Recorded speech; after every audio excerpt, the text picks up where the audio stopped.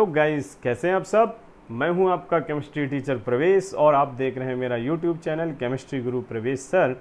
आज के इस वीडियो सेशन पर हम पढ़ने वाले हैं एटम के बारे में और एटम के पार्टिकल्स के बारे में, ठीक है। और इसका जो हिस्टोरिकल व्यू होने वाला है वो सब हम क्लियर करने वाले हैं, ठीक है। तो आप पूरी वीडियो पर बने रहें और उसको सही तरीके से समझते रहें, ठीक है। तो शुरू करते हैं। हम बात करते हैं सबसे पहले एटम। एटम जैसे कि हम बोलते हैं एटम मीन्स परमाणु। तो बात करें ये परमाणु और एटम शब्द कहाँ से आए, तो एटम वर्ड हमारे ग्रीक भाषा के एटॉमिस वर्ड से उत्पन्न हुआ है, ठीक है। और एटॉमिस वर्ड का जो हमारा मीन है वो होता है अविभाज्य, अविभाज्य, ठीक है। और परमाणु शब्द की बात करें तो उसका निर्माण हुआ है परम अणु, परम अणु से। परमाणु मीन्स परम अणु मीन्स अति सूक्ष्म अणु। अगर इसकी बात करें तो परम मीन्स होता है अति और सूक्ष्म अणु। तो बात करें ये दोनों वर्ड की, अगर इनका हिस्टोरिकल व्यू देखें तो जैसे कि हम जानते हैं कि हमारी प्राचीन भारतीय सभ्यता में से हमारे ऐसे बहुत से महान ऋषि पुरुष या हमारे उन पुरुषों को हम कह सकते हैं, वैज्ञानिक भी कह सकते हैं, वो किसी वैज्ञानिक से कम नहीं थे। उनके शोध पत्र को पढ़ पढ़कर आज भी हम जो है बहुत ज्ञान प्राप्त करते हैं। तो उन्हीं में से हमारे एक महान ऋषि हुए हैं महर्षि कणाद। उन महर्षि कणाद ने बहुत प्राचीन समय में ही ये बता दिया था कि इस प्रकृति में उपस्थित जो भी पदार्थ या द्रव्य है वो अति सूक्ष्म कणों से मिलकर बना हुआ है। और उस अति सूक्ष्म कण को उन्होंने परम अणु या कहें अति सूक्ष्म अणु का नाम दिया था, ठीक। इसके साथ साथ हमारे जो ग्रीक फिलोसफर रहे हैं अरस्तु, प्लेटो, डेमोक्रिटस इत्यादि, उन्होंने भी अपने समय पर परमाणु को डिफाइन करने की कोशिश की है। उन्होंने भी यही बताया है कि परमाणु जो होता है वो द्रव्य का निर्माण करने का कार्य करता है। मीन्स द्रव्य का भी कोई ना कोई छोटा से छोटा भाग होता है जो विभाजित नहीं किया जा सकता, ऐसा हमारे पूर्व दार्शनिकों का, फिलोसफरों का मानना था।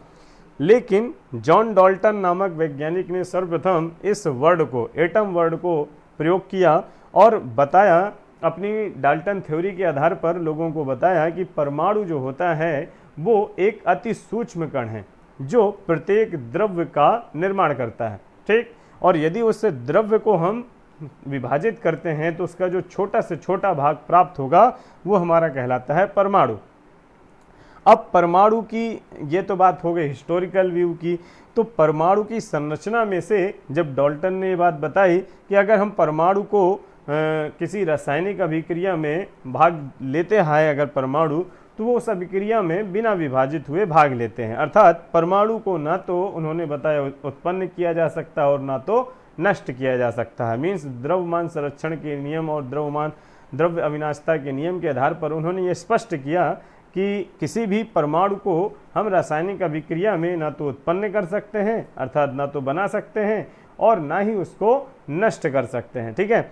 लेकिन जब तक हमें ये ज्ञात नहीं था तब तक तो ये ठीक था। लेकिन मॉडर्न टाइम पर जब केमिस्ट्री में और ज़्यादा जो है डेवलपमेंट हुई, एक्सपेरिमेंटल जो है नई नई डिस्कवरीज आई, तो इन्वेंशन डिस्कवरीज के बाद ये ज्ञात हुआ कि हम परमाणु को भी विभाजित कर सकते हैं। मीन्स परमाणु भी किन्हीं सूक्ष्म कणों से मिलकर बना हुआ है जिसमें हम उसको डिवाइड कर सकते हैं, ठीक है।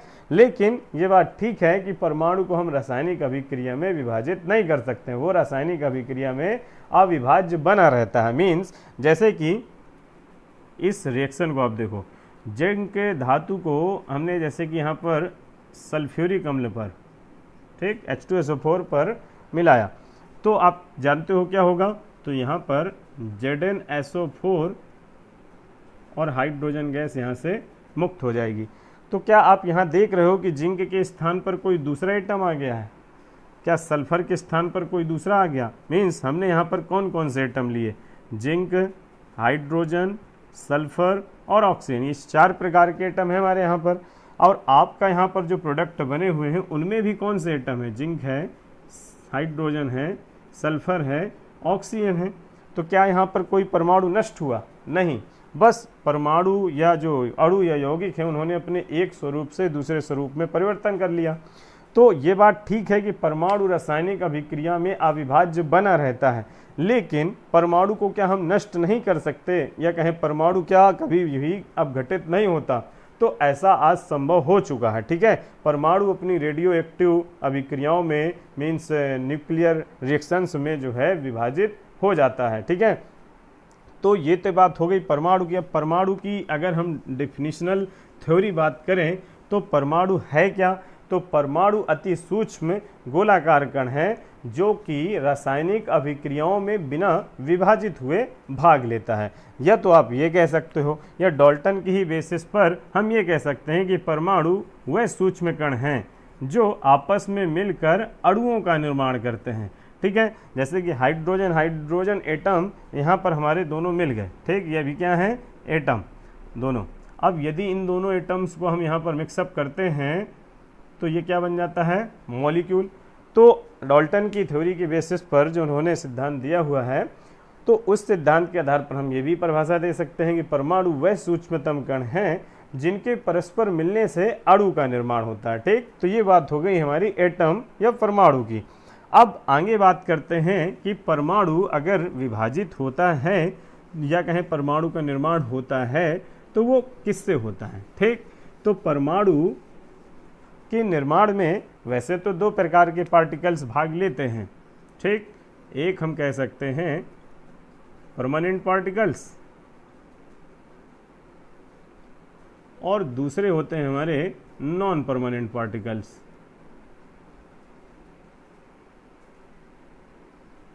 ठीक, मीन्स हम इनको बोलें तो स्थायी कण और इनको बोलें तो अस्थायी कण। तो परमाणु की संरचना में जब भी अगर बात करते हैं कि परमाणु का निर्माण किससे होता है, तो परमाणु की संरचना में भाग तो दो प्रकार के कण लेते हैं, एक कहलाते हैं स्थायी कण और दूसरे होते हैं अस्थायी कण। लेकिन परमाणु की संरचना में जो परमानेंट या स्थायी रूप से कण भाग लेते हैं वही बेसिकली परमाणु के मूल कण कहलाते हैं। ठीक है, अस्थायी कण तो क्षणिक रूप में मीन्स तत्क्षण बनते रहते हैं परमाणु के निर्माण विघटन में, लेकिन वो स्थायी रूप से उसमें उपस्थित नहीं रहते। तो मूल रूप से ये पूछा जाता है कि परमाणु की संरचना में कौन से कण भाग लेते हैं, तो आपको याद रखना है स्थायी कण।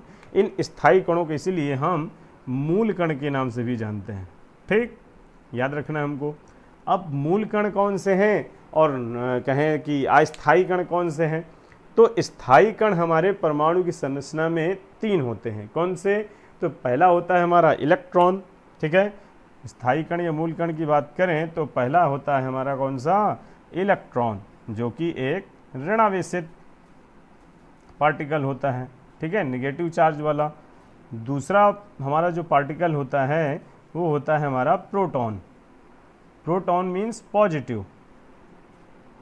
और तीसरा होता है हमारा न्यूट्रॉन। न्यूट्रॉन जो कि एक न्यूट्रल पार्टिकल्स होता है।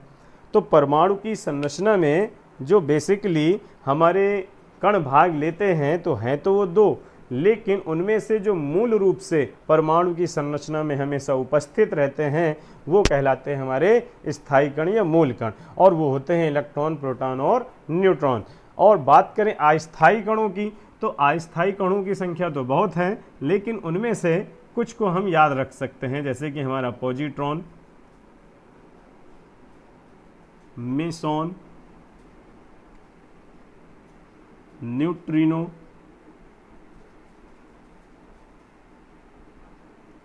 Anti proton, antineutron, pi meson इत्यादि प्रकार के हमारे अस्थायी कण होते हैं। तीन ही नहीं होते, और भी बहुत से होते हैं।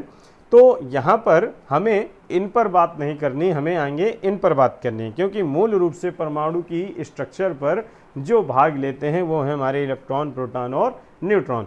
तो आगे हम इन्हीं के बारे में पढ़ने वाले हैं। तो परमाणु की संरचना में से हमने ये बात कर ली, जान ली कि परमाणु की संरचना जो है दो प्रकार के पार्टिकल से होती है। अब बार उनमें से बात करें तो बेसिकली मैंने कहा कि उनमें से कौन जो है हमारे लिए प्रमुख हैं, हमारे जो परमानेंट पार्टिकल्स हैं। ठीक, तो बात करें इलेक्ट्रॉन, प्रोटॉन और न्यूट्रॉन की कैरेक्टर्स की, गुणों की, तो जैसे कि मैंने एक बात बताई आपको, जो इलेक्ट्रॉन होते हैं वो कैसे होते हैं, निगेटिव चार्ज वाले पार्टिकल्स हैं। और आपने पढ़ रखा है कि इलेक्ट्रॉन कहाँ पाए जाते हैं, तो इलेक्ट्रॉन हमारे कहाँ पर पाए जाते हैं, परमाणु नाभिक के चारों ओर। और प्रोटॉन कहाँ पाए जाते हैं, प्रोटॉन हमारे परमाणु नाभिक में पाए जाते हैं। और उसके साथ साथ न्यूट्रॉन भी हमारा परमाणु नाभिक में ही प्रोटॉन के साथ पाया जाता है। ठीक है, तो सबसे पहले बात करते हैं इनके इन्वेंटर की। ठीक है, कि इस कण को किसने इन्वेंट किया, तो हमारे इस इलेक्ट्रॉन पार्टिकल के जो इन्वेंटर हैं वो थे हमारे जे थॉमसन। ये इसी को आप थॉमसन की जगह टॉमसन भी कह सकते हो, जे थॉमसन। और इस पार्टिकल की उन्होंने खोज 1897 में की थी। और इसके बाद बात करें प्रोटॉन की खोज किसने की, तो प्रोटॉन की खोज हमारे सर रदरफोर्ड ने की थी।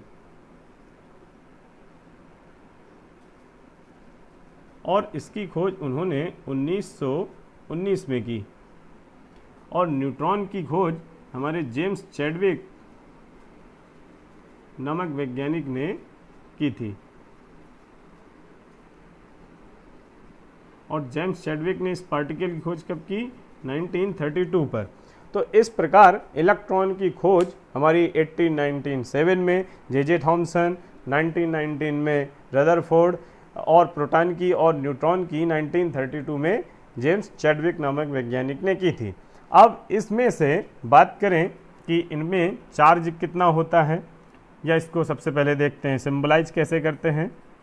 तो इनको हम सिंबलाइज करते हैं अगर, तो हमारा जो इलेक्ट्रॉन होता है हम उसको केवल सिंपली ई से शो कर सकते हैं, या फिर आप इस तरीके से शो कर सकते हो, E-1 0। इसका मीन है कि इसका जो नीचे वैल्यू लिखा हुआ है वो उसका चार्ज है, क्योंकि इलेक्ट्रॉन पर नेगेटिव चार्ज होता है और वो लगभग 1 के बराबर होता है, जबकि द्रव्यमान इसका लगभग 0 के आसपास होता है, तो इसलिए लगभग 0 ही कहें तो।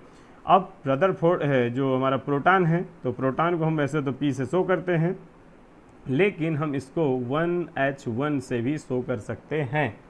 और रही बात न्यूट्रॉन की, तो न्यूट्रॉन को हम N से शो करते हैं, अथवा हम इसे इस प्रकार से भी शो कर सकते हैं 0N1, क्योंकि न्यूट्रॉन पर कोई चार्ज नहीं होता है तो उसको हम 0, और जबकि इन दोनों का जो द्रव्यमान होता है वो लगभग 1 के बराबर या आसपास होता है।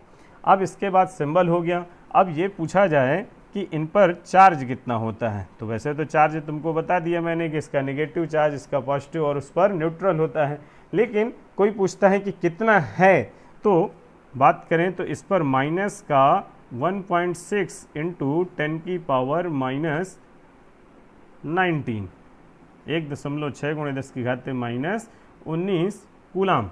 और जितना चार्ज हमारा इलेक्ट्रॉन पर नेगेटिव चार्ज का होता है उतना ही इसका पॉजिटिव जस्ट अपोजिट प्रोटॉन पर होता है। तो अगर प्रोटॉन की बात करें तो प्रोटॉन पर 1.6 इंटू 10 की पावर माइनस 19 कूलाम इस पर होता है। और ये पार्टिकल हमारा जो है वो न्यूट्रल है, तो इस पर जो चार्ज कितना होता है, 0। ठीक है, अगर न्यूट्रॉन की बात करते हैं तो न्यूट्रॉन पर कोई चार्ज नहीं होता है, वो न्यूट्रल चार्ज रखता है।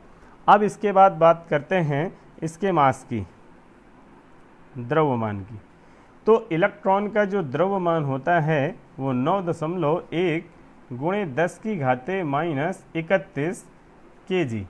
आप kg के अगर अलावा बात करें ग्राम में भी ले सकते हो, तो 28 कर दीजिएगा, 10 की घाते माइनस 28 ग्राम हो जाएगा। ठीक है, अब यहाँ पर बात करें तो क्या नाम है प्रोटॉन की, तो प्रोटॉन का जो द्रव्यमान है मैंने कहा था कि लगभग 1 के आसपास, तो ये देखो 1.672 गुणे 10 की घाते माइनस 28 kg, ये द्रव्यमान होता है हमारा प्रोटॉन का।